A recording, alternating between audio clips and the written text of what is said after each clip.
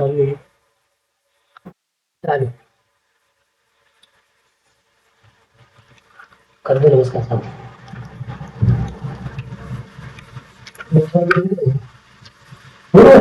नमस्कार, राधे राधे। और सभी कैसे हैं? पहले तो ये बताएं आप लोगों का पेपर कैसा हुआ। और मैं B S Yadav, faculty of GK. मैं आप लोगों को ये राजस्थान जीके के जो 50 सवाल आए थे, मैंने इधर उधर से बच्चों से एकत्रित करने के बाद ये 50 क्वेश्चनों के आंसर इकट्ठा किए, फिर मैं आपके साथ शेयर कर रहा हूं। तो सभी लोग एक बार जल्दी से जल्दी लाइव आए चैनल पर। मैं आपको अपने ग्रुप में चैनल या इसके लिंक सेंड कर रहा हूं। जो हमारा चैनल है देव सर का है, देव पटेल सर, उन्हीं के चैनल पे मैं आज आप लोगों को इस आंसर की को या पेपर सॉल्यूशन को लाइव कराने के लिए आ रहा हूं सॉल्यूशन। तो सभी लोग जल्दी से जल्दी इस चैनल पे जुड़े हैं। फिर हम लोग शुरुआत करते हैं। कोई आपका क्वेश्चन हो तो आप इस पर कमेंट कर सकते हैं कि कोई ऐसा सवाल जो आपके माइंड में आ रहा हो, हम लोगों से छूट रहा हो, तो आप लोग भी इस पर कमेंट करके बता सकते हैं। देखो तो स्टार्टिंग करते हैं। सभी लोग जुड़े, जल्दी से जल्दी जुड़े। मैं आप लोगों से फिर से कह रहा हूं कि आप सभी का एग्जाम बेटर हुआ होगा। जैसा आप लोगों ने पढ़ा था वैसा कोई ज्यादा टिपिकल सवाल भी नहीं थे जीके के, ज्यादा टिपिकल बातें भी नहीं थी। सिंपल तरीके से पूछा था, नोट्स में से सारे क्वेश्चन आए थे, तो शायद आप बेटर तरीके से पेपर को करके आए होंगे। देखो हम लोग बात कर रहे हैं एक एक करके क्वेश्चनों की। तो सबसे पहला क्वेश्चन में डिस्कस करने वाला हूं। देखो शब्दों को मैं बार बार क्लास में कहता था कि शब्दों को एग्जामिनर घुमा के आपसे पूछेगा, और वही एग्जामिनर के द्वारा किया गया। देखो पहला क्वेश्चन है, राजस्थान का अन्नागार किसे कहते हैं? क्या पूछा गया था? राजस्थान का अन्नागार क्या कहते हैं? तो हम राजस्थान का अन्नागार भी कह सकते हैं, या मैंने बताया था कि राजस्थान के अंदर अन्न का कटोरा किसे कहा जाता है। आप लोगों ने नोट्स में लिखा है कि राजस्थान में अन्न का कटोरा किसे कहा जाता है। तो इसका आंसर आप सभी लोग जल्दी से जल्दी कमेंट करके बताएं कि राजस्थान का जो अन्न का कटोरा है वो राजस्थान की किस डिस्ट्रिक्ट को कहा जाता है। तो आंसर देंगे श्री गंगानगर। किसको कहते हैं? तो श्री गंगानगर डिस्ट्रिक्ट है जिसको राजस्थान में अन्न के कटोरे के नाम से भी जाना जाता है। तो पहला क्वेश्चन तो ये पूछा गया था, राजस्थान का अन्नागार किसे कहते हैं। दूसरा क्वेश्चन है, देखो राजस्थान के अंदर मिनिमम लिटरेसी यानी कि न्यूनतम साक्षरता दर कितनी है। आपको फिर से नोट में जाना है। हम लोगों ने एक टॉपिक पढ़ा था जनगणना वाला। कौन सा पढ़ा था? कि राजस्थान के अंदर जो जनगणना है उसके बारे में पढ़ा था। तो न्यूनतम साक्षरता वाला जिला कौन सा है? तो न्यूनतम साक्षरता की हम बात करें तो राजस्थान के अंदर जो मिनिमम लिटरेसी है, न्यूनतम साक्षरता है। देखो नोट में ऐसी कोई बात नहीं थी जो लिखी नहीं थी। मैं यहाँ फिर से बात कर रहा हूं कि नोट में ऐसा कोई क्वेश्चन नहीं था। मैंने क्लास में भी ये दावा किया था कि अगर आप क्वेश्चन को नोट्स को पढ़ के जाएंगे तो 80 से 90% क्वेश्चन सॉल्व करके आ सकते हैं। अब आपने किए कि नहीं किए वो आप पर डिपेंड करता है। राजस्थान की न्यूनतम साक्षरता मिनिमम लिटरेसी वाला जो जिला है वो जिला हम लोगों ने पढ़ा था कि सबसे कम साक्षरता जो है वो कौन से डिस्ट्रिक्ट में थी? जालौर के अंदर। सबसे ज्यादा साक्षरता वाला जिला मैंने बताया था कि राजस्थान में सबसे ज्यादा साक्षरता जो है वो किस जिले के अंदर है। तो उसका आंसर था अपना कोटा जिला। कौन सा था? कोटा जिला। नेक्स्ट देखो यहाँ पे क्वेश्चन लिखा हुआ है, पोमचा क्या है? क्या है ये? पोमचा। देखो पोमचा एक विशेष प्रकार की ओढ़नी होती है, और ओढ़नी जो होती है उसे हम लोग वस्त्र में शामिल करते हैं। किसमें शामिल करेंगे?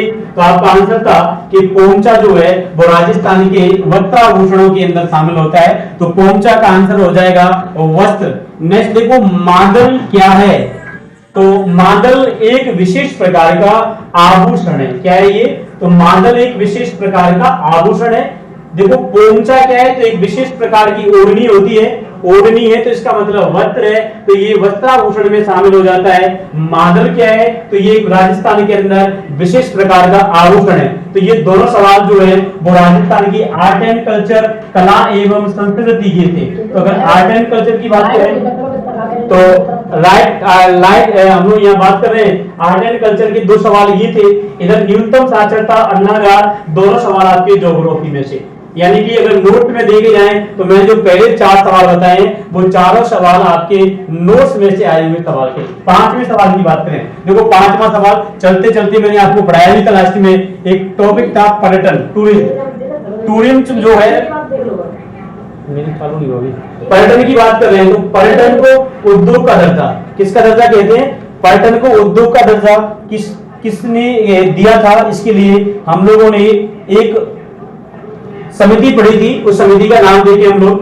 देखो पर्यटन को उद्योग का दर्जा दिया गया था, मैंने एक समिति पढ़ाई थी, मोहम्मद यूनिस समिति। क्या नाम था इसका, मोहम्मद यूनिस समिति की सिफारिश पर सबसे पहले इस समिति का गठन किया गया था 1989 में। तो इस समिति की सिफारिश पर 1989 के अंदर इस पर्यटन को उद्योग का दर्जा दिया गया था। मैंने बात ये भी बताई थी कि 1989 में ही पर्यटन को निर्धूम उद्योग का दर्जा दिया गया था और 2004-5 के बजट में इस पर्यटन को जन उद्योग का दर्जा दिया गया। देखो ये भी अपने नोट्स में से पूछा गया सवाल ज्योग्राफी का कि पर्यटन को उद्योग का दर्जा। सबसे पहले मैं एक बार फिर निवेदन करता हूं, रिक्वेस्ट करता हूं सारे स्टूडेंट वीडियो को अधिक से अधिक शेयर करें, लाइक एंड सब्सक्राइब करना न भूलें, आपका साथ ही हमें आगे बढ़ाएगा, इसलिए थोड़ा सा ध्यान रखेंगे।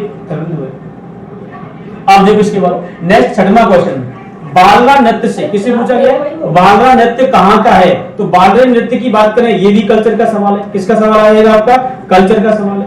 अब बालरा नृत्य की बात कर रहे हैं हम लोग, तो बालरा नृत्य जो है वो अगर स्थान पूछा गया आपका तो स्थान तो आप लोग बताएंगे सिरोही कहां पर है, और सिरोही में भी विशेष प्रकार से माउंट आबू के आसपास के क्षेत्र में मैंने आपको एक झील पढ़ाई थी, उस झील का नाम था और उस झील का नाम है नक्की झील। क्या नाम था इसका, नक्की झील। नक्की झील के आसपास के क्षेत्र में जो लोग निवास करते हैं या राजस्थान की जो जनजाति निवास करती है उस जनजाति को हम लोग किस नाम से जानते हैं, तो वो जनजाति थी गरातिया। इसलिए बालरा नृत्य जो है वो किस जनजाति का है, तो आंसर देंगे गरासिया। कौन सी जनजाति है, तो बालरा नृत्य जो है वो गरातिया जनजाति का है। किस जनजाति का है, तो गरातिया जनजाति के लोग जो है वो, अगर गरातिया जनजाति की बात करें तो इससे संबंधित हो जाएगा कौन सा नृत्य, बालरा नृत्य। फिर देखो अर्धचंद्राकार बालू का स्तूप, आप याद रखें राजस्थान के भौतिक प्रदेश में मैंने आपको एक भौतिक प्रदेश पढ़ाया था जिस भौतिक प्रदेश का नाम था पश्चिमी मरुस्थलीय प्रदेश। पश्चिमी मरुस्थलीय प्रदेश, पश्चिमी मरुस्थलीय प्रदेश जो है इसमें हम लोगों ने 2 प्रकार के मरुस्थल पढ़े थे, उनमें से एक मरुस्थल के अंदर हमने बालू का स्तूप पढ़े थे। विभिन्न प्रकार के मैंने आपको बालू का स्तूप पढ़ाए थे।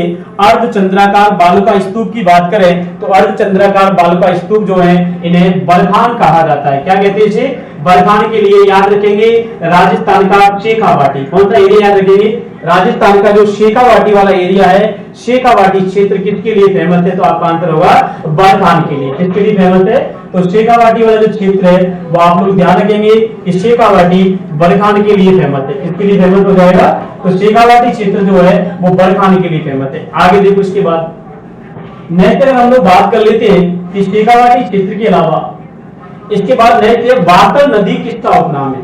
देखो बाकल नदी किस नदी को कहा जाता है, हम लोगों ने नदियां राजस्थान में 3 प्रकार की पढ़ी थी। कितने प्रकार की पढ़ी थी, 3 प्रकार की। और 3 प्रकार की जो नदियां थी उन नदियों में से हम लोगों ने एक नदी पढ़ी थी जो नदी आपकी किधर में जाती थी, तो वो नदी आपकी जाती थी, अगर हम बात करें तो एक तो अरब सागर में गिरने वाली नदियां थी, एक हम लोगों ने पढ़ी थी अरब सागर के अलावा वे नदियां जो कहां गिरती है जाकर के बंगाल की खाड़ी में। तो अरब सागर की नदियों में आपने एक नदी पढ़ी थी जिस नदी का नाम था साबरमती। क्या नाम था इसका, साबरमती। तो साबरमती नदी जो है इसी नदी को हम लोग राजस्थान में वाकल नदी के नाम से जानते हैं। क्या कहते हैं इसे, तो वाकल नदी की बात करें तो ये सवाल पूछा गया था कि वाकल नदी किसका उपनाम है, तो आपका आंसर होगा साबरमती नदी का। देखो सबसे पहले अन्नागार किसे कहते हैं, तो राजस्थान में गंगानगर को कहा जाता है। फिर हम लोगों ने बात करी थी कि अन्नागार के अलावा कि राजस्थान के अंदर अगर हम बात करें कि अन्नागार के अलावा अगला क्वेश्चन हम लोगों ने पढ़ा था कि राजस्थान में मांगल क्या है, आभूषण। पर्यटन को उद्योग का दर्जा कब दिया गया, बालरा नृत्य कहाँ का फेमस है, किस जनजाति का है, अर्धचंद्राकार बालू का स्तूपों को क्या कहते हैं, बाकल नदी किसका उपनाम है, साबरमती नदी का। अब यहाँ से नेक्स्ट बात करें तो नेक्स्ट अगर हम लोग देखेंगे कि अगला सवाल यहाँ लिखा हुआ है कि बनी ठनी, कौन सी बनी ठनी जो है, ये बनी ठनी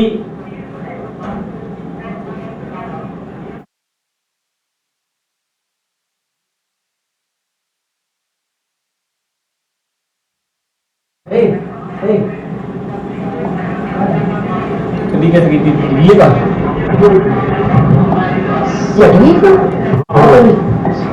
अलग कलर अब देखो उसके बाद में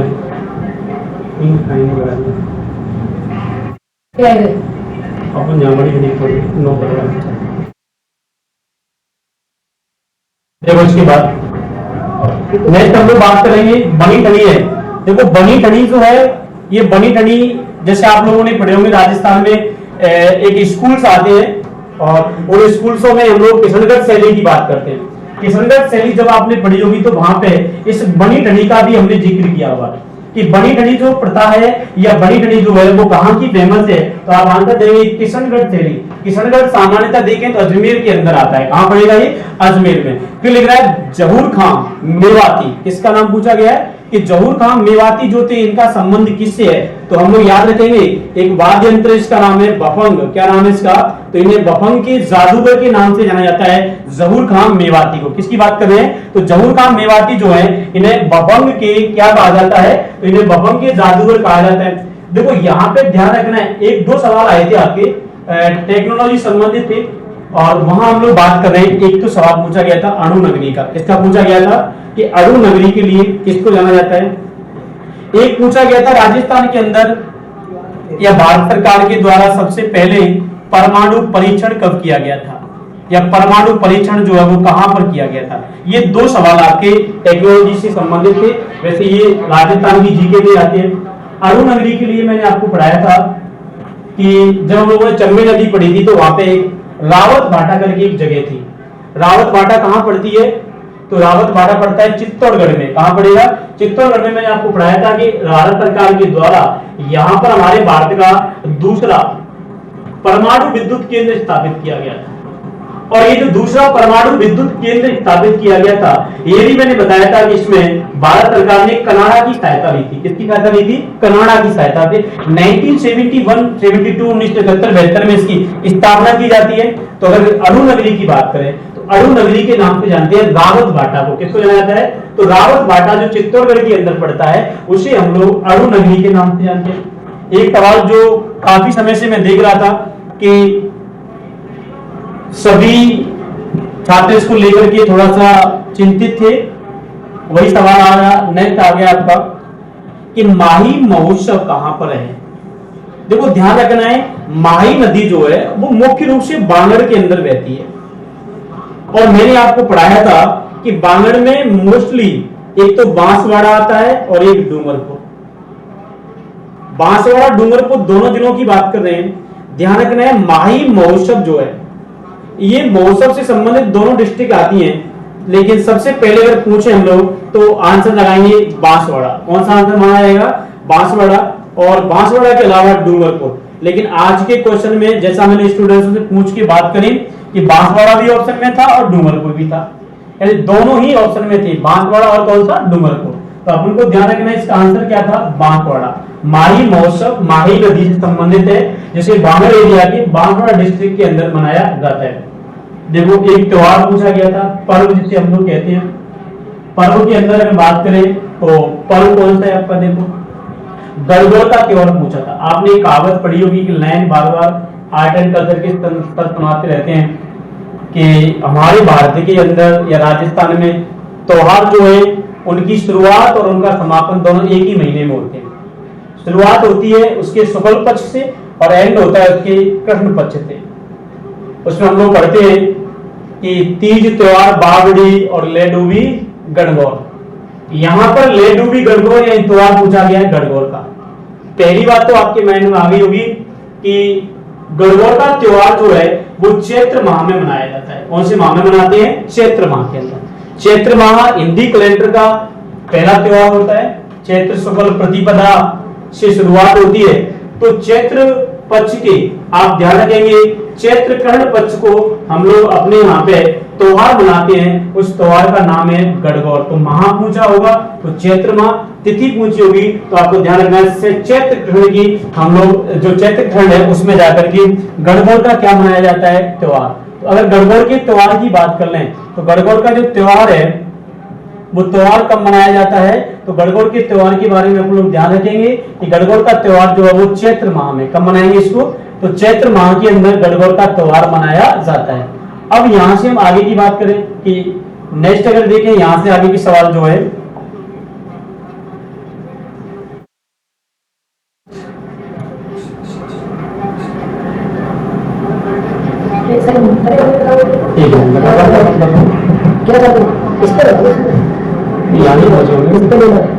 उसी में चलिए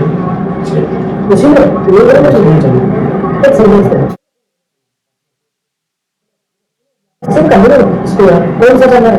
बस बस बस हो जाएगी।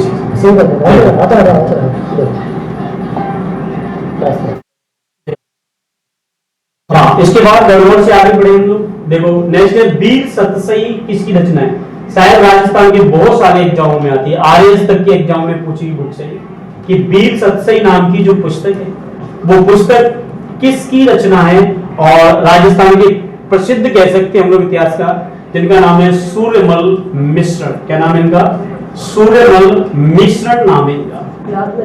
देखो और ये भी शायद सर के नोट से आया है और क्लास में भी नोट करके लिखाया है। देखो सूर्यमल मिश्रण की किताब है, मिश्रण ऐसे नहीं लिखना है। देखो ये मिश्रण कभी भी लिखा मिलेगा, ये मिश्रण होता है मैथ वाला, जब दो वस्तुओं को या दो पदार्थों को मिलाते हैं।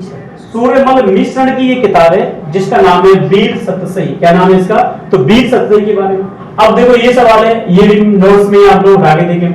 यमुना में मिलने वाली नदियां, और ध्यान रखना है कि यमुना में मिलने वाली नदियों में सबसे इंपोर्टेंट नदी आती है राजस्थान में, इसका नाम क्या है? चंबल नदी। फिर मैंने बताया चंबल के अलावा इसमें मिलती है आपकी बाढ़ गंगा नदी। कौन सी मिलती है? बाढ़ गंगा के अलावा इसमें नदी मिलती है गंभीर नदी। कौन सी मिलेगी? ये 3 नदियां मैंने आपको पढ़ाई थी, जो तीनों नदियां जो है जाकर के यमुना में मिलती है उत्तर प्रदेश के अंदर। बाढ़ गंगा के बारे में कहा था कि बाढ़ गंगा को अर्जुन की गंगा भी कहा जाता है। चंबल ये राजस्थान के अंदर बहने वाली सबसे लंबी नदी है राजस्थान में। गंभीर नदी जो है जिसमें खानवा के मैदान आपने पढ़े थे, वहां जाकर के ये विलुप्त हो जाती है। बाढ़ गंगा और गंभीर नदियां दोनों नदियों के संगम पर हमने पढ़ा था केवलादेव घाना पक्षी विहार। कौन सा पढ़ा था? तो केवलादेव घाना पक्षी विहार जो है, ये केवलादेव घाना पक्षी विहार अगर पूछ ले कहां पर है तो आप आंसर लगाएंगे बाढ़ गंगा गंभीर नदी के किनारे पर। भरतपुर डिस्ट्रिक्ट था, NH-21 नेशनल हाईवे थे। ये सारी बातें हमने लिखाई थी आप लोगों को। आगे की बात करें, देखो इसके बाद डाकन प्रथा। कौन सी प्रथा आती है आपकी? डाकन प्रथा। कि डाकन प्रथा पर रोक लगाई गई थी और इसमें एक राजा का नाम दिया गया था कि महाराजा स्वरूप सिंह के द्वारा। किसके द्वारा? महाराजा स्वरूप सिंह के द्वारा डाकन प्रथा पर रोक कब लगाई गई थी? तो इसकी सिंपल सा सवाल का जवाब था कि डाकन प्रथा पर स्वरूप सिंह, इसका मतलब है उदयपुर, और उदयपुर के अंदर मेवाड़ रियासत में 1853 की बात करें तो 1853 ईस्वी में डाकन प्रथा पर रोक लगाएगी। 4 साल के बाद 1857 की क्या आएगी? क्रांति।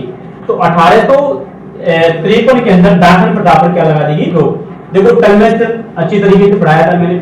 राजस्थान के अंदर उद्योग और खनिज संसाधन की हमने बात करी थी। खनिज संसाधनों में ही एक आपका टंगस्टन था। देखो टंगस्टन जो है इसके लिए फेमस जगह थी डेगाना। डेगाना भाकरी एक स्थान है राजस्थान में जो आपके नागौर डिस्ट्रिक्ट के अंदर पड़ता है। कहां पड़ेगा? नागौर। अभी तो आंकड़े चेंज हो गए, लेकिन मैंने पहले भी कहा था क्लास में, अंतिम समय पर भी कहा था कि आंकड़े चेंज आपके लिए नहीं हुए हैं, आंकड़े चेंज अन्य लोगों के लिए हुए हैं। तो आपके लिए तो आंसर फिर भी नागौर ही था। तो टंगस्टन के लिए राजस्थान की एकमात्र जगह थी डेगाना, जो कहां पड़ती है? नागौर के अंदर। तो यहां से क्या प्राप्त करेंगे? टंगस्टन। देखो इसके बाद लिख रहा है सलीम सिंह की हवेली। सालिम सिंह, सलीम सिंह तो कोई है ही राजस्थान में, सालिम सिंह की हवेली है। किसकी हवेली है? तो सालिम सिंह की हवेली जो है इसके लिए राजस्थान कहां पर फेमस है? ये तो सालिम सिंह की हवेली मिलेंगी आपको जैसलमेर। कहां पर है ये? तो राजस्थान की जैसलमेर जो डिस्ट्रिक्ट है, इस जैसलमेर डिस्ट्रिक्ट के अंदर आपको हवेलियां मिलेंगी जिन्हें सालिम सिंह की हवेली। ये भी मैंने आपको बताई थी जब हमने लास्ट में क्लास में डिस्कस किया था। आप लोग कह रहे थे कि सर हमारी हवेलियां नहीं हुई हैं। मैंने उस दिन आपको 4-5 हवेलियां बताई थी, याद करो। मैंने कहा हवेली याद रखनी है, बागड़ की हवेली याद रख के जाना। हवेली याद रखनी है तो मैंने ये भी कहा था सालिम सिंह की हवेली याद रख के जाना। अब हवेलियां याद रखनी है तो मैंने कहा था रामतोवा की हवेलियां याद रख के जाना। तो हमने 5-7 हवेली का जिक्र किया था। देखो उसमें से एक हवेली आपकी पूछ ली गई, सालिम सिंह की हवेली कहां पर है? जैसलमेर। वैसे इतिहास वाले सर देवसर वो बेटर पढ़ाते हैं आप लोगों को, उनके नोट से तो कोई सवाल बाहर जा ही नहीं सकता है। अब देखो इसके बाद नेक्स्ट क्वेश्चन जो है, नेक्स्ट क्वेश्चन है प्रथम पंचवर्षीय योजना। यानी कि आपकी फर्स्ट 5 ईयर प्लान, ये क्यों पूछा गया था? ये जब आपको मैंने राजस्थान की कृषि पढ़ाई थी, एग्रीकल्चर का जिक्र किया था, तो मैंने वहां पे लिखाया था कि जब भारत का देश आजाद हुआ था तो आजादी के बाद हमारे पास एक ही चीज थी, कृषि। सरकार का ध्यान भी धरी गया था कि कृषि का किसी भी प्रकार से विकास करना है। तो कृषि के विकास के लिए अब सरकार, हमारे प्रधानमंत्री बने थे पंडित जवाहरलाल नेहरू। पंडित जवाहरलाल नेहरू समाजवादी थे, इनका नेचर जो था वो समाजवाद की तरफ था। ये समाजवादी थे, समाज के लोगों के साथ जुड़ करके रहना चाहते थे। अब समाज के लोगों के साथ जब जुड़ करके रहना चाहते थे तो आप ध्यान रखेंगे कि इनका जो रुझान था वो भी समाज के प्रति था।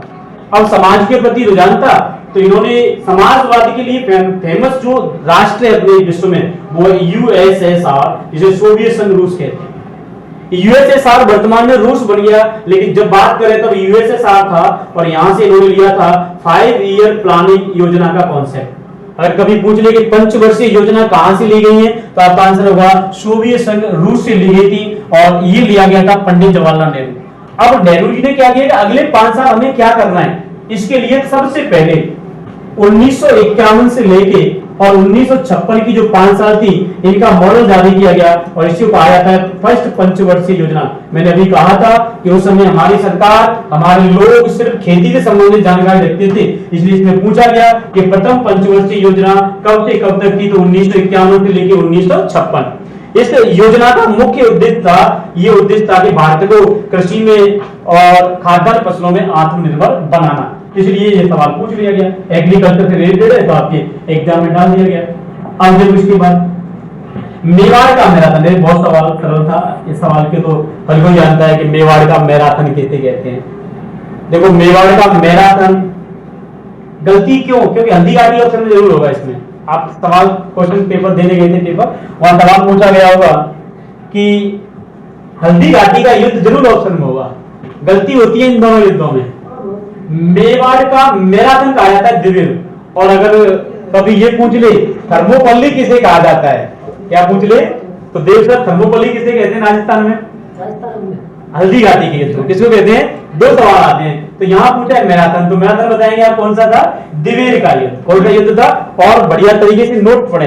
और आपको मैं एक चीज बीच में फिर बता रहा हूँ, कुछ समय के बाद इसी डिजिटल पैनल से हमारी पूरी टीम, बड़ी खुशी की बात है, नरसी सर रीजनिंग के साथ, बोलू सर साइंस के साथ, बीएस जादव सर ज्योग्राफी के साथ, देव पटेल सर इतिहास के साथ, अनिल त्यागी सर कल्चर के साथ, रमाकांत सर, बड़े दिग्गज धौलपुर की फैकल्टियों में शामिल जो सारे टीचर्स हैं वो आपको ऑनलाइन मिलने वाले हैं। सभी लोग ऑनलाइन आएंगे यहाँ पे, इसलिए ध्यान रखें ये एक मुहिम है जो मैंने स्टार्ट की है। बीएसटीसी के पेपर को शायद धौलपुर जिले के अंदर ये पहला यूट्यूब चैनल होगा जिसमें पेपर को सॉल्व कराने का हमने इतना बेटर तरीके से, आप सोच सकते हैं इन क्वेश्चनों को किस प्रकार से हमने इकट्ठा किया होगा। तो देव पटेल सर की जो चैनल को आप लाइक, सब्सक्राइब और शेयर करना ना भूलें। आप अगर इसको आगे बढ़ाएंगे तो कल ये बहुत आगे आपको लेके जाएंगे। तो हम लोग फिर से एक बार सभी लोग चैनल को 1 सेकंड लगेगी, बस क्लिक करना है, लाइक, सब्सक्राइब, शेयर जल्दी से जल्दी करो। फिर मैं अगले क्वेश्चन की तरफ चल रहा हूँ। मेवाड़ का मैराथन पढ़ चुके हैं, दिवेर का युद्ध कौन सा युद्ध था? देखो राजस्थान का राज्य खेल, ये 4-5 क्वेश्चन है। राज्य खेल किसे कहा जाता है? बास्केटबॉल को। भारत का राष्ट्रीय खेल कौन बताएगा? जल्दी टाइपिंग करें। भारत का राष्ट्रीय खेल जो है वो किसे कहा जाता है? तो भारत में राष्ट्रीय खेल जो है, हमारे भारत में क्रिकेट मत लगा देना गलती से, क्रिकेट पॉपुलर खेल है। अगर कभी पूछे कि भारत का पॉपुलर खेल कौन सा है तो क्रिकेट है। अगर भारत में अगर पूछे राष्ट्रीय खेल कौन सा है तो आप आंसर देंगे हॉकी। कौन सा खेल है? हॉकी जो हमारे भारत का राष्ट्रीय खेल है। राज्य महिला आयोग की स्थापना सभी ने देखा होगा। राज्य महिला आयोग की स्थापना महिलाओं को अपने समान अधिकार दिलाने के लिए, महिलाओं का विभिन्न प्रकार से प्रताड़ित होने के लिए आपकी राज्य महिला आयोग की स्थापना की गई थी। और राज्य महिला आयोग की स्थापना 1999 कब की गई थी? 1999 में। फिर एक है यहाँ किस दुर्ग में एक जैसे 9 महल हैं? देखो एक जैसे 9 महल दुर्ग का नाम है नाहरगढ़। कौन सा नाम है? नाहरगढ़। अब नाहरगढ़ कहां पर है? सभी ने सुना होगा, देखा भी होगा कुछ लोगों ने। जब आमेर महल घूमने जाएंगे तो आमेर महल के जस्ट पीछे आपको महल मिलेगा जिसका नाम है नाहरगढ़। कौन सा मिलेगा? तो नाहरगढ़ जो है वो जयपुर में, आमेर का किला, ये सारी चीजें जयपुर के अंदर है। देखो शायद एक सवाल ये भी पूछा गया था, आप नोट में फिर देखेंगे, जीवात्म पार्क। जीवात्म पार्क जो है इसको हम लोग कहते हैं ओकलवुड फॉसिल पार्क। क्या कहा जाता है इसे? नोट में देखो, ओकल कहा जाता है जीवात्म को, ओकलवुड फॉसिल पार्क। ओकलवुड फॉसिल पार्क जो है ये मैंने आपको बताया था मरु उद्यान के अंदर है, और मरु उद्यान मैंने बताया था जैसलमेर बाड़मेर। और इसमें आपको ध्यान रखना है कि मरु उद्यान में इसका मतलब है डिस्ट्रिक्ट अगर पूछ रहा है तो आप आंसर लगाएंगे जैसलमेर। क्या लगाएंगे? तो जीवात्म पार्क जैसलमेर के अंदर है। देखो ये सवाल आरएएस प्री में पूछा गया था, अवनी लेखरा। किसमें पूछा गया था? पिछला जो आरएएस प्री हुआ था, इस आरएएस प्री में पूछा गया था। बस पूछने के तरीके चेंज होते हैं। मैं ये बात आपसे बार बार जिक्र करता हूं कि सवाल तो सब जगह पूछे जाते हैं, पूछने के सिर्फ चेंज होते हैं, तो तरीके चेंज होते हैं। तो तरीके अपन को चेंज करके रखने। अवनी लेखरा का संबंध किससे? आरएएस प्री में स्टेटमेंट के बेस पर पूछा गया था। और अगर यहां बात कर रहे हैं तो यहाँ पे अवनी लेखरा का संबंध पूछा गया है सिर्फ इतने से कि किससे संबंधित है। पहली बात, ये पैरा ओलंपिक खिलाड़ी है। अवनी लेखरा जो है इनका संबंध पैरा ओलंपिक से है। पैरा ओलंपिक जो खेल होते हैं इनमें वही प्रतिभागी शामिल होते हैं। जो प्रतिभागी बात करें उन लोग एक तरीके से डिसेबल होते हैं। अवनी लेखरा का संबंध पैरा शूटिंग से, यहाँ ये शूटिंग की खिलाड़ी है। पैरा ओलंपिक के अंदर ये कैसी खिलाड़ी है? तो आप बताएंगे शूटर है। 10 मीटर एयर राइफल्स के अंदर इन्होंने पदक जीता था पैरा ओलंपिक के अंदर।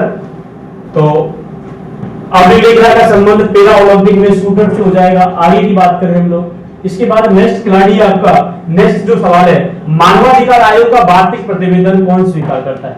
देखो राज्य स्तर पर मानवाधिकार आयोग, तो राज्य स्तर पर याद रखेंगे राज्यपाल, और जब कभी राष्ट्रीय स्तर पर पूछ लेगा तो राज्यपाल के स्थान पर राष्ट्रपति होगा। तो मानवाधिकार आयोग का वार्षिक प्रतिवेदन यानी कि वार्षिक जो रिपोर्ट होती है, यानी कि ये जो अपनी रिपोर्ट है वो किसे देगा? राज्यपाल को। फिर राज्यपाल की जो प्रक्रिया होती है वो अलग अलग होती है। राज्यपाल इसे कहां पहुंचाएगा, ये सब चीजें आपको उनको ध्यान रखनी है। देखो सोनारगढ़ का किला कहां पर है? तो ये सारी चीजें सवर्णगिरी के नाम से जानते हैं। एक आपने पूछा ये जैसलमेर तीमनगढ़ का किला। देखो तीमनगढ़ का जो किला है ये पड़ेगा करौली में। कहां पर है ये? तो करौली डिस्ट्रिक्ट के अंदर एक तीमनगढ़ का किला। तो तीमनगढ़ का किला करौली में। करौली यादव वंशी जादव शाखा के राजाओं का यहाँ का इतिहास रहा है, जो आपको इतिहास में पढ़ा होगा। तो तीमनगढ़ का किला जो है वो करौली के अंदर है। कहां पर है ये? करौली के अंदर है।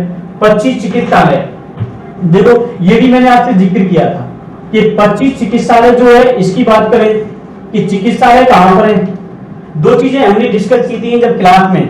एक तो हमने पढ़ा था कि राजस्थान के अंदर पक्षियों का जो पक्षी बर्ड सेंचुरी कह लो से, कि राजस्थान में जो बर्ड सेंचुरी बनाई गई है वो बर्ड सेंचुरी बनाई है गुलाब बाग। कहां पर बनाई गई थी?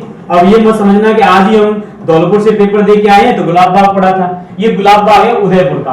कहां का है ये? तो उदयपुर के अंदर जो गुलाब बाग था उस गुलाब बाग की हम बात कर रहे हैं। तो उस गुलाब बाग के अंदर आपको पड़ेगा पक्षी या बर्ड सेंचुरी। लेकिन यहाँ पूछा है आपने 25 चिकित्सालय। चिकित्सालय का सवाल का आंसर देखें तो चिकित्सालय स्थापित किया गया है कहां पर? जयपुर। तो 25 चिकित्सालय जो है ये कहां पर है? तो आपका आंसर होगा कि 25 चिकित्सालय जयपुर के अंदर है। देखो सभी लोग लाइव आ रहे होंगे और लाइव आना भी चाहिए, हम आपके लिए प्रयास कर रहे हैं। तो 25 चिकित्सालय कहां पर है? जयपुर में। नारायण सागर बांध, देखो नारायण सागर बांध हमने एक नदी लिखी थी, जो नदी आपकी सामर झील में जाके गिरती है। कौन सी झील में गिरती है? सामर झील। नारायण सागर बांध का संबंध पूछेगा तो अजमेर से। किससे है? अजमेर डिस्ट्रिक्ट के अंदर है। सामर झील में 4 नदियां गिरती हैं, खारी खंडेला और रूपनगढ़। खारी खंडेला और कौन सी? रूपनगढ़। और ये नदियां हैं वो किसमें जाके गिर रही हैं? सामर झील में। खारी नदी जो है वो अजमेर की तरफ से आती है, खंडेला नदी सीकर की तरफ से आती है, और खारी खंडेला इसके बाद में हमने एक बात करी थी मैथा नदी थी जो जयपुर की तरफ से आती है। तो खारी खंडेला मैथा एक रूपनगढ़। तो नारायण सागर बांध जो है ये बांध अजमेर के अंदर है और अजमेर में इसका आंसर था खारी नदी। लेकिन आपकी डिस्ट्रिक्ट पूछी थी तो डिस्ट्रिक्ट आपको याद रखनी है कि नारायण सागर बांध का संबंध किस जिले से है, तो जिला आप लोग बताएंगे कि जिला आपका अजमेर से। किस जिले से होगा? अजमेर से। इसके बाद देखो नौलखा महल, कौन सा लखा महल है? नौलखा महल, शायद ये सवाल भी आपका पूछा था। नौलखा महल जो है, इस महल का संबंध या नौलखा महल राजस्थान की कौन से जिले में है? तो नौलखा महल आपका कहां पर है? डूंगरपुर में। देखो हो सकता है मैं आप लोगों से फिर एक बात क्लियर कर रहा हूं, हो सकता है कोई क्वेश्चन ऐसा हो जो एग्जाम के अंदर नहीं पूछा गया हो, लेकिन हमने भी आप जैसे कुछ स्टूडेंटों की नहीं एकत्रित किया है, तो एक आध सवाल हो सकता है आउट ऑफ एग्जाम के हो, तो आप लोगों को ऐसा लग रहा है कोई सवाल छूट रहा है, तो आप इस पर कमेंट भी कर सकते हैं। तो कुछ लोग कमेंट कर रहे हैं कि बास्केटबॉल, हाँ बेटा मैंने बताया था आप लोगों को, राजस्थान का जो राजकीय खेल जो है आपका बास्केटबॉल है, ये भी मैंने बताया। साबिर खान जी बोल रहे हैं कि शुक्ल पक्ष को बेटा गड़बड़ का त्योहार जो है वो शुक्ल पक्ष में नहीं आता है, कृष्ण पक्ष के अंदर आता है। आप पढ़े नोट को अच्छी तरीके से। फिर आगे ये बच्चा कुछ कह रहा है K Goswami, geography king Jadav sir, बेटा सब आप लोगों की दुआएं, आप लोगों का साथ है, बस हम अपने सब्जेक्ट में बेटर करने का प्रयास करते हैं, सब आप लोगों की मेहरबानी है। हाँ साबिर खान जी आप कुछ सवालों के आंसर सही दे रहे हैं, तो सभी छात्र भाई सबने तैयारी की थी। मैं तो एक चीज जानता हूं, तैयारी करने वाले की कभी हार नहीं होती है। आप मेहनत करेंगे सफलता मिलेगी। ध्यान रखना है कि एक ही कदम चढ़े और सफलता मिलेगी तो फिर मजा नहीं आएगा। असफलता मिलने के बाद जब सफलता मिलती है तो मजा भी आता है। फिर देखो इसके बाद हम लोग वंदे भारत ट्रेन, देखो वंदे भारत ट्रेन जो है ये हमारे भारत की हाई स्पीड ट्रेनों में शामिल है। मैंने जब आपको परिवहन सिस्टम पढ़ाया था उस समय इनका जिक्र किया था कि भारत में जो वंदे भारत ट्रेन है ये हाई स्पीड ट्रेन है, इसको T18 के नाम से भी जानते हैं। वंदे भारत को T18 कहते हैं। सबसे पहले ये भारत सरकार में वाराणसी से दिल्ली के मध्य चली थी। अब इसका विभिन्न जगहों पर ट्रायल चल रहा है। राजस्थान अगर पूछ ले तो देखो दिल्ली तो हुआ ही ऑप्शन में पहली बार, दिल्ली से फिर राजस्थान के लिए अजमेर, कहां के लिए चलाई गई थी? अजमेर के। तो याद रखना है वाराणसी से अजमेर के मध्य। राजस्थान का अभिलेखागार ये आपके बीकानेर के अंदर, राजस्थान का अभिलेखागार जो है वो कहां पर है? बीकानेर के अंदर स्थापित है। देखो मैंने शुरुआत में ही जिक्र किया था कि राजस्थान की अणु नगरी किसे कहते हैं, फिर एक बार देख लो, रावत बाटा को कहा जाता है। और राजस्थान में या भारत का प्रथम परमाणु परीक्षण जिसे बुद्धा इस्माइल बुद्धा कहा जाता है, इस्माइलिंग बुद्धा के नाम से जानते हैं, ये किया गया था पोखरण में। कहां पर किया गया था? पोखरण जो है जैसलमेर के अंदर। कहां पड़ता है? जैसलमेर में। तो भारत में पहला परमाणु परीक्षण जो किया गया था वो पोखरण जैसलमेर में, क्योंकि राजस्थान के अंदर था, इसलिए सवाल पूछ लिया गया कि भारत का पहला परमाणु परीक्षण कहां पर किया गया। आंसर लगाया होगा आपने सभी ने, पोखरण जैसलमेर के अंदर पहला परमाणु परीक्षण जो था भारत के द्वारा किया गया था।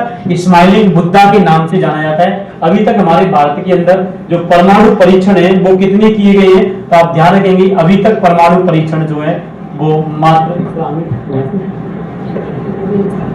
परमाणु परीक्षण जो है तो पोखरण के अंदर किया गया था।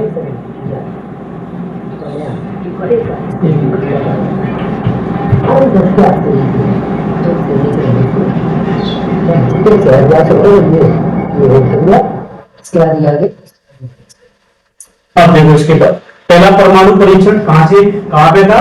तो पोखरण के अंदर। देखो राज्य की पहली महिला मुख्य सचिव, पहली महिला मुख्य सचिव, पॉलिटिकल का सवाल है, पॉलिटी के अंदर ये सवाल था। संविधान के अंदर पहली महिला मुख्य सचिव जो थी उनका नाम था कुशल सिंह। क्या नाम था उनका?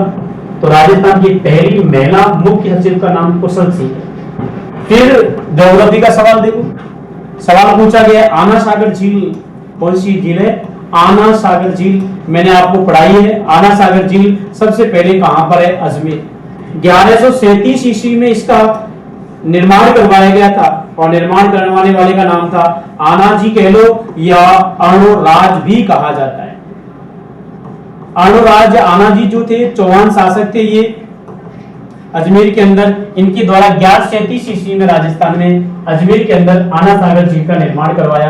फिर इसकी बहुत सारी विशेषताएं बड़ी थी, मुगल शासकों से भी इसका संबंध रहा है। जहांगीर शाहजहां की हमने जिक्र किया था, तो ये वही आना सागर झील थी जो हम लोगों ने पढ़ी थी। इसके बाद रणकपुर के जैन मंदिर, देखो चाहे कल्चर हिस्ट्री वाले तुमने पढ़ाए हो कि नहीं पढ़ाए, ज्योग्राफी में मैंने जिक्र किया था कि रणकपुर के जैन मंदिर जो है वो आपके कुंभलगढ़ नेशनल पार्क में पड़ते हैं। कुंभलगढ़ जो वन्यजीव अभ्यारण्य था, इस कुंभलगढ़ वन्यजीव अभ्यारण्य के अंदर ये पड़ता है रणकपुर जैन मंदिर, और कुंभलगढ़ वन्यजीव अभ्यारण्य पाली और राज संबंधित था। तो इसका मतलब है इस रणकपुर जैन मंदिर का संबंध हो जाएगा पाली से। कहां के है? तो पाली डिस्ट्रिक्ट के अंदर रणकपुर जैन मंदिर है। इस रणकपुर जैन मंदिर के पास होकर के नदी बहती है, उस नदी का नाम है मथाई नदी। क्या नाम है उसका? तो मथाई नदी है। फिर इसके बाद में गोल्डन मेंशन किसे कहा जाता है? तो गोल्डन मेंशन के नाम से जानते हैं जयपुर एंड टॉक को। किसको कहते हैं? तो जयपुर एंड टॉक जो जिले हैं आपके, इन्हें गोल्डन मेंशन कहा जाता है। आगे भी देखेंगे क्या परिवर्तन होने वाला है। देखो विजय सिंह पथिक नाम, देखो किसान आंदोलन से संबंधित है। विजय सिंह पथिक हिस्ट्री वाले समय आपको बहुत अच्छे से पढ़ाया होंगे। किसान आंदोलन, बिजौलिया किसान आंदोलन जो था, उनमें विजय सिंह पथिक का बहुत बड़ा योगदान था। तो विजय सिंह पथिक का जो मूल नाम था वो था भूप सिंह। क्या नाम था इनका? भूप सिंह के नाम से इन्हें जानते हैं। इसकी बात कर रहे हैं विजय सिंह पथिक। बहुत सारी इनकी पत्रिका हैं, इन्होंने पत्रिका भी जारी की थी। और अधिक डिटेल जानने के लिए आप हमारे चैनल से जुड़े, देव पटेल सर से। वहां आपको इतिहास के माध्यम से, आर्ट एंड कल्चर के माध्यम से इनको और अच्छे से आपको पढ़ाया जाएगा। तो आप जुड़ते रहें, जुड़ेंगे तो आपको और सीखने को मिलेगा। हो सकता है आप इसमें ज्यादा अच्छा बेटर नहीं कर पाए हो, लेकिन आगे बेटर करने का प्रयास जरूर करेंगे। और मैं बार बार कह रहा हूं कि सफलता आपको मिलेगी अगर आप इसी तरीके से मेहनत करेंगे तो। इसके बाद में कौन सा तत्ववाद यंत्र नहीं है? तत्व नहीं होता है, तत्ववाद यंत्र होता है। तत्ववाद यंत्र कौन सा नहीं है? तत्व का मतलब है तत्ववाद यंत्र, जो आपके ऑप्शन थे उसमें था अलगोजा। याद रखेंगे, इसका तत्ववाद यंत्र नहीं है तो उसका आंसर था अलगोजा। क्या नाम था उसका? अलगोजा। फिर सर्वाधिक विदेशी लोग कहां से आए? ये सवाल मैंने बेहतर तरीके से आपको पढ़ाया था कि विदेशी पर्यटक जो है वो सर्वाधिक विदेशी पर्यटक जो है वो आए थे फ्रांस से। कहां से आए थे? फ्रांस, 14%। दूसरे नंबर पर आता है यूएसए, अमेरिका से। दूसरे सर्वाधिक कहां से आते हैं? अमेरिका से। तो सर्वाधिक विदेशी पर्यटक कहां से आते हैं घूमने के लिए? विदेशी पर्यटक सर्वाधिक आते हैं, वो मैंने बताया था, जयपुर में। देशी पर्यटक सर्वाधिक आते हैं अजमेर, पुष्कर में। जो अजमेर था और पुष्कर है, सबसे ज्यादा विदेशी पर्यटक यहाँ आते हैं। विदेशी पर्यटक जो है वो आते हैं जयपुर में। कहां से आते हैं? फ्रांस से। देशी सर्वाधिक आते हैं, आंसर लगाइए, गुजरात से। कहां से आते हैं? गुजरात से। मैंने महीने भी लिखाए थे कि सबसे ज्यादा विदेशी जब सर्दियां का होती है तब आना पसंद करते हैं। सर्वाधिक देशी जो होते हैं, जब हम लोग कहते हैं कि कृषि संबंधित कार्य कम हो जाते हैं, सितंबर के महीना होता है तो उस समय आना पसंद करते हैं। ये सारी बातें नोट्स में मैंने आपको पढ़ाई थी, लिखाई थी। अगर आपने पढ़ा हुआ तो आता नहीं। इसका सवाल देखिए, राज्य निर्वाचन आयोग। राज्य निर्वाचन आयोग की स्थापना आप याद रखना 73वां और 74वां संविधान संशोधन, 73-74वां संविधान संशोधन जो है वो आपका 24 अप्रैल 1994 को राजस्थान में लागू हुआ था। इस 73वें-74वें संविधान संशोधन के अकॉर्डिंग राजस्थान में 1994 में ही राज्य निर्वाचन आयोग की क्या की गई थी? स्थापना। ध्यान रखना, हमारे भारत में 2 निर्वाचन आयोग है, एक राज्य निर्वाचन आयोग है और एक राष्ट्रीय निर्वाचन आयोग है। एक आपका राष्ट्रीय निर्वाचन आयोग है। राष्ट्रीय निर्वाचन आयोग और राज्य निर्वाचन आयोग सिर्फ और सिर्फ 73 और 74वें संविधान संशोधन के अकॉर्डिंग जो शासन की व्यवस्था की गई है, जो हमारी ग्राम पंचायतें, नगर पंचायतें हैं, इनके चुनावों को करवाने का काम जो है वो राज्य निर्वाचन आयोग का है। अदरवाइज सभी के लिए जो चुनाव कराए जाते हैं वो राष्ट्रीय इलेक्शन कमीशन के द्वारा, राष्ट्रीय निर्वाचन आयोग के द्वारा करवाए जाते हैं। तो ध्यान रखना, राज्य निर्वाचन आयोग की स्थापना 1994 में। राजस्थान में सांसदों की संख्या कितनी है? देखो सांसद पूछा है, 2 चीजें याद रखेंगे। एक तो होता है member of legislative assembly, short हम लोग कहते हैं एमएलए। एक होता है member of parliament, MP. MP में भी देखो एमएलए और एमपी। एमपीओ में भी 2 प्रकार की, एक लोकसभा की होती है और एक कौन सी होती है? राज्यसभा। तो अब आप राजस्थान में राज्यसभा लोकसभा की सीटों के बारे में याद रखेंगे। तो यहाँ पे राज्य इस स्थान में सांसदों की संख्या तो कितनी है? 35।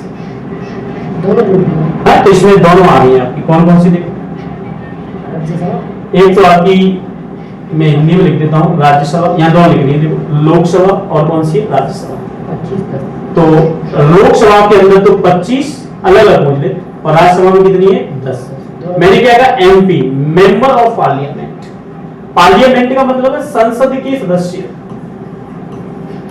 आप लोगों ने इन्हें शॉर्ट में समझते होंगे बस। इन दोनों को ही हम लोग सांसद कहते हैं। क्या कहते हैं? सांसद, बेसिक रूप से सांसद। तो मेंबर ऑफ पार्लियामेंट में देखो, पार्लियामेंट का निर्माण 3 से मिलकर बना होता है। लेजिस्लेटिव जो अपनी लोकसभा है, एक राज्यसभा, एक होता है आपका प्रेसिडेंट। प्रेसिडेंट का मतलब है राष्ट्रपति। ये तीनों जहां भी मिल जाते हैं वहां संसद का निर्माण हो जाता है। लेकिन ये पद व्यक्ति विशेष है, ये 2 संस्थाएं हैं, तो दोनों में 25 और 10। आप कह रहे हैं 35 कैसे हो गए सांसद? लोकसभा की पूछता है तो 25, राज्यसभा की पूछेगा। अभी सीट पूछता है कभी कभी, लोकसभा की राजस्थान में सीटें कितनी है, राज्यसभा की सीटें कितनी है। तो अपन को ध्यान रखना है कि लोकसभा और राज्यसभा की बात करेंगे तो वहां पे 25 और 10 का आंकड़ा है। तो राजस्थान के अंदर जो सांसदों की संख्या है, वो सांसदों की संख्या कितनी है? 35। फिर चिड़िया टू पाड़ी। अच्छा, जो रीट का पेपर हुआ था, रीट L1, उसमें पूछा गया था ये सवाल एनवायरमेंट के एग्जाम में। पर्यावरण के पार्ट में ये सवाल आया था रीट के अंदर कि चिड़िया टू की पहाड़ी पर कौन सा किला बना हुआ है। वही सवाल देखो, मैं कहता हूं आपसे कि बैक ईयर क्वेश्चन क्यों पढ़ने चाहिए, उसका आंसर देख लेना, मिला के देखना बैक ईयर क्वेश्चनों को। राजस्थान के अंदर एक भी सवाल ऐसा नहीं होगा जो अधीनस्थ बोर्ड के द्वारा, आरपीएससी के द्वारा या बीएड के पीटीटी के एग्जाम में या बीएसटी से पूछा नहीं गया हो। मैं आपसे बार बार इसलिए कहता हूं, चिड़िया टू की पहाड़ी पर जो किला और दुर्ग बना हुआ है उसका नाम है मेहरानगढ़। ये भी सर ने पढ़ाया होगा, सर के नोट्स पढ़ो एक बार आप। मैं आपसे कह रहा हूं, जयपुर के नोट्सों में कमी हो सकती है, भरतपुर के नोट्सों में कमी हो सकती है, लेकिन धौलपुर के टीचरों के नोट्सों में कमी नहीं हो सकती। मैं आपसे कह रहा हूं, हमारे नोट्सों में कमी नहीं हो सकती। सारी चीजें आपको ध्यान रखनी है। इसके बाद देखो, मातृरक्षिका देवी के बारे में हम बात करेंगे। अब मैंने यहाँ पे सवाल आपको करा दिए 45 तक, कितने तक करा दिए? 46। चिड़िया टू पहाड़ी, बाकी के जो 4 सवाल हैं वो आपको हमारे देव पटेल सर कराएंगे। मैं उनसे आग्रह करता हूं कि वो आए और बच्चों को बाकी सवाल कराएं। नमस्कार सभी साथियों को, बहुत बहुत बधाई, बहुत बहुत धन्यवाद। आज आपका टेस्ट कैसा रहा? आज आपका टेस्ट कैसा रहा ये मैं देख पा रहा हूँ। बहुत ही बच्चे जुड़े हैं, काफी बच्चे जुड़े हैं। जादव सर ने जिस प्रकार से आपको समझाया है, मैं मानता हूँ कि शायद धौलपुर में किसी ने अभी तक लाइव के माध्यम से और पेपर के तुरंत बाद ये हमारा पहला प्रयास होगा। जादव सर के लिए बहुत बहुत धन्यवाद। आपने जो एक्सप्लेनेशन के साथ जो कराया है, बहुत ही खतरनाक तरीके से कराया, और ये धौलपुर के इतिहास में आज पहली बार हुआ है। कौन कौन साथी जुड़ा हुआ है एक बार मुझे फटाफट से नाम बता दो। मुझे शायद आप पहली बार पढ़ रहे होंगे, कुछ बच्चे नए होंगे जो बाड़ी की कोचिंग से जुड़े हुए, गुरुकुल क्लासेस बाड़ी से जुड़े हैं। सभी बच्चे पहली बार पढ़ रहे होंगे, बहुत बहुत स्वागत आप सभी का। मैं देव पटेल। साथियों, आज हम बात कर रहे थे पीएचटीसी का। आज का हमारा एग्जाम हुआ। मैं आशा करता हूँ आपका एग्जाम बहुत अच्छा हुआ होगा। अगर नहीं हुआ है तो घबराने की आवश्यकता बिल्कुल नहीं है। राजस्थान में बहुत सारी वैकेंसी आने वाली है। बीएस राजपूत जुड़ा हुआ है, के गोस्वामी जुड़ा हुआ है, और तुम्हारा कैलाशी मीणा जुड़ा हुआ है। एक बार और साथी बता दें, बॉबी परमार जुड़ा हुआ है, धर्मवीर गुर्जर, साबिर खान जुड़ा हुआ है, और एक कोई साथी हो जो जुड़ा हुआ हो, एक बार नाम बता दीजिए जो साथी जुड़ा हुआ है। जो नहीं जुड़ा एक बार, बहुत बहुत मनोज मीणा जुड़ा हुआ है, मनोज रावत बाड़ी से, बहुत बहुत धन्यवाद मनोज रावत जी। अगर चैनल को सब्सक्राइब नहीं किया एक बार सब्सक्राइब कर लेना। रोजाना हमारी लाइव क्लासेस चलेंगी। साथियों, धौलपुर में लग चुका है डिजिटल प्लेटफॉर्म, और अब आपको कहीं भागने की आवश्यकता नहीं है। ऑनलाइन ऑफलाइन सारी व्यवस्था आपको यहीं पर मिलेगी। हमारे जादव सर हैं, हमारे और बहुत सारी टीम है जो आपको ऑनलाइन और ऑफलाइन दोनों तरीके से क्लासेस देने वाली है। एक बार जुड़ जाइए साथियों। बाकी के प्रश्न हम करने वाले हैं। सर जी मौर्य अगर बीएस राजपूत जी, बीएस राजपूत कुछ लिख रहे थे, डिलीट कर दिया, कोई बात नहीं। चलिए आगे की बात कर लेते हैं। जहां तक आपने बताया था राजस्थान में सांसदों की संख्या 35 है, मैं बता दूं बेटा, यहाँ पे 25 और प्लस 10 राज्यसभा और लोकसभा दोनों को जोड़ करके कितना कर दिया है? 35 कर दिया है। अगर आपको इस तरह से ऑप्शन दिया गया होगा तो 35 बिल्कुल सही होगा, घबराने की कोई आवश्यकता नहीं है। बीएस राजपूत सर मौज करी, हाँ मौज कर दी, मौज ही आनी चाहिए बेटा। एक बार लाइक करके शेयर कर दो, फिर पता चलेगा मौज हुई कि नहीं हुई। बहुत बहुत धन्यवाद। चलिए अगला हमारा 46वां जो प्रश्न था, चिड़िया टूक पहाड़ी कहां पर है? बहुत पढ़ाया था, जब भी किले पढ़ाते हैं मेहरानगढ़ का जिक्र आता है, सबसे पहले बात करते हैं मेहरानगढ़ किला कहां बना हुआ है, किस पहाड़ी पर बना हुआ है? तो मेहरानगढ़ पहाड़ी, मेहरानगढ़ दुर्ग किस पहाड़ी पर बना है? चिड़िया टूक पहाड़ी पर बना है। चिड़िया टूक पहाड़ी पर बना हुआ है मेहरानगढ़ दुर्ग, जिसके बारे में किलहॉर्न ने काफी बहुत बहुत इतनी व्याख्या की है जिसके अपन कह नहीं सकते। एक इतिहासकार तो यहां तक कह चुका है कि इस दुर्ग का निर्माण देवी देवता और फरिश्तों की करामात है। चलिए 47वां क्वेश्चन हमारा कौन सा है? शीतला माता के बारे में पूछा था, देवियों से प्रश्न आया है। आप कहते हो सर देवियां वगैरह पढ़ाओ, देवियों से प्रश्न आया है। मातृरक्षिका देवी, चेचक की देवी, मातृरक्षिका देवी, चेचक की देवी, सेडल माता कहां कौन सी है? शीतला माता को कहते हैं। इसी दिन बांसवाड़ा मनाया जाता है राजस्थान में साथियों। क्या मनाया जाता है? बांसवाड़ा मनाया जाता है, पढ़ा होगा। बांसवाड़ा तो सभी जानते हैं, अपने बसेड़ी बाड़ी धौलपुर क्षेत्र में इसको कहते हैं सियरी आठे। शीतलाष्टमी को क्या कहते हैं? सियरी आठे। बिल्कुल पढ़िए पूरा, लेकिन अपने घर को मत भूलिए। सभी छात्रों और साथियों को बहुत बहुत धन्यवाद। ज्योग्राफी हब हमारे सर की तरफ से बहुत बहुत धन्यवाद सभी साथियों के लिए। चलिए तो बांसवाड़ा मनाया जाता है, शीतलाष्टमी मनाई जाती है, चैत्र शुक्लाष्टमी को मनाई जाती है। बोलिए और कोई दिक्कत, किसी भी प्रकार की परेशानी नहीं होगी। साथियों एक बार लाइक करें, वीडियो को एक बार लाइक जरूर करें, और जो कभी किसी प्रकार की समस्या है आप चैनल पर जुड़े रहिए, रोजाना लाइव क्लास होने वाली है। हमारा 48वां प्रश्न था, राजस्थान के लोहा पुरुष, राजस्थान के लोहा पुरुष कौन है? दामोदर दास जी है। राजस्थान के लोह पुरुष कौन है? दामोदर दास। जबकि साथियों में करूं भारत के लोह पुरुष कौन है? भारत के लोह पुरुष कौन है? तो भारत के लोह पुरुष है सरदार वल्लभ भाई पटेल, सरदार वल्लभ भाई पटेल, सरदार SBB पटेल, सरदार वल्लभ भाई पटेल भारत के लोह पुरुष है। राजस्थान के लोह पुरुष कौन है? दामोदर दास। अगला 49वां प्रश्न है। मैंने कहा था कई बार इस प्रश्न का या इस क्वेश्चन का तो रजिस्ट्रेशन मान लीजिए, रजिस्ट्रेशन हो चुका है पूरा, ये तो आता ही आता है। थेवा कला बिल्कुल पूछी जाती है। थेवा कला का संबंध कहां से है? प्रतापगढ़ से है साथियों। प्रतापगढ़ से प्रश्न आया है। थेवा कला का संबंध कहां से है? प्रतापगढ़ का। और एक और प्रश्न आया है, एक ही आंदोलन, क्या आया है? एक ही आंदोलन आया है साथियों। एक ही आंदोलन कहां? मोतीलाल तेजावत द्वारा। ध्यान देना साथियों, मोतीलाल तेजावत द्वारा बागड़ क्षेत्र में चलाया गया था। उदयपुर डूंगरपुर बांसवाड़ा क्षेत्र में, आदिवासी क्षेत्र में चलाया गया था, जिसे एक ही आंदोलन के नाम से जाना जाता था। कौन थे? मोतीलाल तेजावत थे। अशोक मृग विहार कहां पर है? ज्योग्राफी और कला संस्कृति ने तो बाजी मार ली है पूरे पेपर में। ज्योग्राफी और कला संस्कृति जिस बच्चे ने पढ़ी थी उसका ये समझो बेड़ा पार हो गया। अशोक विहार, अशोक मृग विहार कहां पर है? जयपुर में। मैं मानो अकेले जयपुर से लगभग 5 प्रश्न आए हैं, अकेले जयपुर से 5 प्रश्न आए। अगर जिसने भी पढ़ा होगा एक बार साथी बता दे, आवाज में कोई दिक्कत तो नहीं आ रही? 8 लोग दे, 8-10 लोग जितने भी देख रहे हैं एक बार बता दीजिए, आवाज में कोई दिक्कत तो नहीं आ रही? मनोज मीना जुड़ा हुआ है, BS राजपूत जुड़ा है, बता दो भैया आवाज में कोई दिक्कत तो नहीं आ रही? चलिए, क्या आवाज में कोई दिक्कत नहीं आ रही? इसके बाद एनालिसिस की बात करेंगे, ऐसे नहीं यहीं पर छोड़ देंगे। साथियों टोटल प्रश्न कितने हैं? साथियों टोटल प्रश्न जितने भी हैं ध्यान दीजिए, ये सारे प्रश्न जो भी आप देख रहे हो, ये सारे प्रश्न, मैं यहाँ पे एक चीज और आपको आज बताऊंगा। इसके अंदर एक चीज और बतानी है मुझे आपको, और वो क्या बतानी है? वो ये बतानी है, एक सेकंड, ये जो मुझे बताना है आपको, सबसे पहली बात सुन लो। बताना क्या है? बताना यह है साथियों,